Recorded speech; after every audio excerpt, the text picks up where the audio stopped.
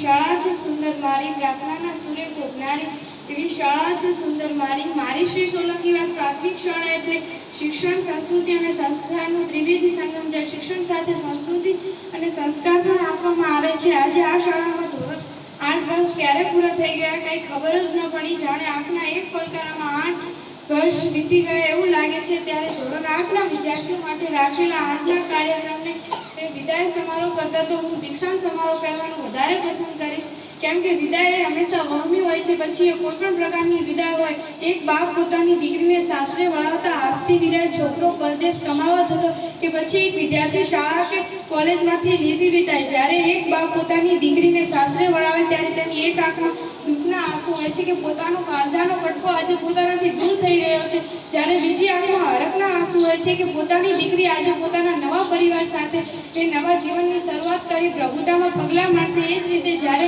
એક વિદ્યાર્થી શાળામાંથી અભ્યાસ પૂર્ણ કરીને વિદાય લે છે ત્યારે તેના ગુરુજીના એક આંખમાં દુઃખના આંસુ હોય છે કે પોતાના વિદ્યાર્થીઓ આજે શાળા છોડીને જઈ રહ્યા છે, જ્યારે બીજી આંખમાં હરખના આંસુ હોય છે કે પોતાના વિદ્યાર્થીઓ આજે પોતાના સપનાને પૂરા કરવા માટે ઉજ્જવળ ભવિષ્યને બનાવવા આગળ અભ્યાસ માટે જઈ રહ્યા છે. દોસ્તો, દુનિયામાં બે જ પાત્રો છે જેને હંમેશા નિર્દોષ ભાવે તમારું સારું ઈચ્છ્યું છે, એક તમારા મા બાપ અને બીજા તમારા ગુરુજી. આ હું મારા તમામ ગુરુઓનો આભાર વ્યક્ત કરું છું કે જેમણે મને શિક્ષણની સાથે સંસ્કાર અને સંસ્કૃતિના ગુણો મેળવી જીવનમાં દરેક દુઃખનો સામનો કરવાની શક્તિ અને સમજણ આપી. ત્યારે આપણા ગુરુઓ માટે હું એટલું જ કહીશ કે તમે અમારી શાળાના એક કલ્પવૃક્ષ છો જે દરેક બગીચામાં નથી ખીલી શકતા. તેઓ ખુશનસીબ હોય છે જેમને તમારા જેવા આવા ગુરુઓ મળે છે.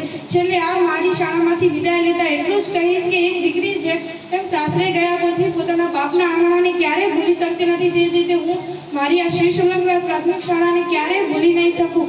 વહાલી છે આ શાળા અમારી, જ્યાં કઈ યાદો અમારી પડી, આજ લેતા વિદાય હૃદયથી આંખ અમારી રડી પડી, આંખ અમારી રડી.